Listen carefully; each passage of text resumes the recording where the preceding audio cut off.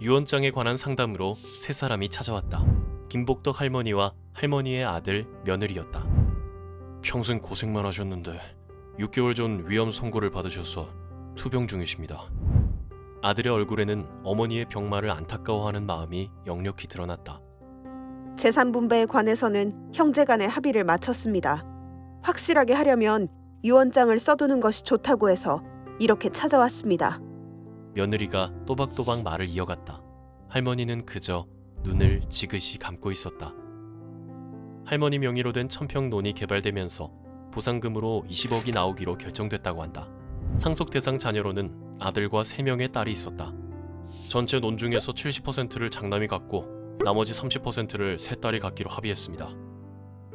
현행 민법에 따르면 유산은 공평히 나누는 것이 맞다. 나는 법적으로는 세 딸들에게도 4분의 1의 상속분이 인정된다는 것을 설명했다. 어머니는 저희가 쭉 모셨고 앞으로도 그럴 건데 부모를 부양한 자식이 더 많은 상속분을 가져갈 수 있지 않나요? 부모를 부양하거나 부모의 재산 형성에 기여한 자식에게 상속분을 더 인정해주는 제도를 기여분이라고 한다. 며느리는 이 점을 지적한 것이다. 그런 사정이 있으시다면 가능합니다. 할머님 뜻이 그러시다면 그렇게 유언하셔도 됩니다. 나는 변호사 사무실에서 유언장을 작성할 것인지 물었고 그제야 고개를 숙이고 있던 할머니가 입을 열었다. 유언장은 집에 가서 혼자 조용히 작성하고 싶습니다. 뭘 조심해야 하는지만 알려주세요. 나는 할머니께 유언장을 작성할 때 조심해야 할 점을 설명해드리고 집에 가서도 참고하실 수 있게 안내장을 출력해드렸다. 그로부터 10개월 후 한 통의 전화를 받았다. 김복덕 할머니의 며느리의 전화였다. 변호사님, 2달 전에 어머니가 돌아가셨어요. 그런데 글쎄 고모들이 자기들에게도 유산을 25%씩 달라고 주장하는 겁니다. 유언장을 보여줬는데도 막무가내입니다. 지난주에 남편을 상대로 소송까지 제기했습니다. 유언장이 있는데도 소송을 제기했다니 쉽게 이해되지 않았다. 나는 피고가 된 아들의 변호를 맡게 되었다. 제1차 변론기일. 재판 시작 전 원고인 딸들의 변호를 맡은 최 변호사를 마주쳤다. 최 변호사는 나의 대학 선배였다. 나는 최 선배가 왜 패소의 뻔한 사건을 맡았는지 내심 궁금했다. 유언장 작성에 대해 할머님께 조 변호사가 조언해드렸다면서? 네, 제가 자세하게 설명해드렸죠. 그러자 선배는 묘한 미소를 지었다. 선배의 표정을 보며 알 수 없는 불안감이 밀려들었다. 재판이 시작되자 최 변호사는 유언장 사본을 판사에게 제시하며 말했다.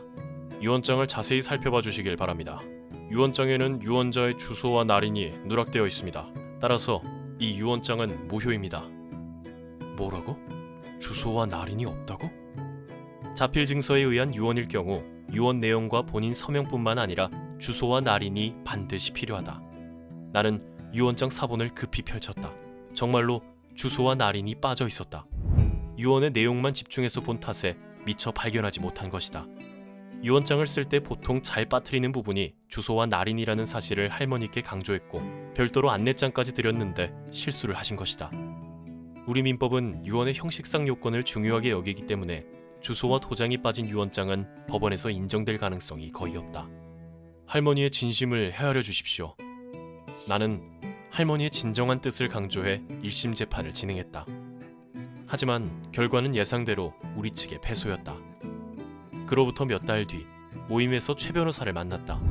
선배, 축하합니다. 하지만 전 속이 쓰립니다. 할머님이 그런 실수만 안 했어도. 그러자 최 변호사가 내 어깨를 두드리며 말했다. 조 변호사, 아직도 할머님이 실수하신 거라고 생각해? 어리둥절한 표정을 짓고 있는 나에게 최 변호사가 전후 사정을 설명했다. 내용인즉 이랬다. 할머니가 암투병을 하고 있을 때였다. 병문안으로 온 큰딸에게 할머니는 내가 작성해드린 안내장을 몰래 쥐어주었다고 한다. 나중에 꼭 변호사를 찾아가서 이 종이를 보여주고 유언장에 문제가 있다는 것을 얘기하라고 말이다. 아들과 며느리가 너무 욕심을 냈던 거지. 그런데 할머님이 조 변호사 설명을 들으시고는 일부러 문제가 될 수 있는 유언장을 만드신 것 같아. 머리털이 쭈뼛 서는 것 같았다. 세상에, 어르신이 어떻게 그런 생각까지 하셨을까? 그러니 너무 억울해하지 마. 재판 때 할머님의 진심이 중요하다고 그랬지. 자식들에게 공평하게 재산을 나눠주고 싶었던 게 그분의 진심이었을 거야. 갑자기 생긴 보상금을 공평하게 물려주고 싶은데 자신을 봉양한 아들 부부가 권리를 주장하자 반박을 하기도 어렵고 할머니도 무척 답답했을 것이다. 그러던 중 변호사 사무실을 찾게 됐고 내 설명을 듣고 방법을 찾았던 것이다.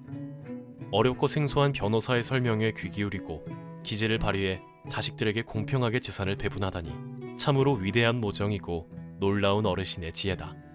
법을 도구로 삼아 살아가는 변호사인 나에게 큰 가르침을 주신 할머니, 부디 편히 잠드시길. 드라마 이상한 변호사 우영우 에피소드 사건 원작 수록 조우성 변호사 에세이 한 개의 기쁨이 천 개의 슬픔을 이긴다. 이 콘텐츠가 도움이 되었다면 구독과 좋아요를 눌러주세요.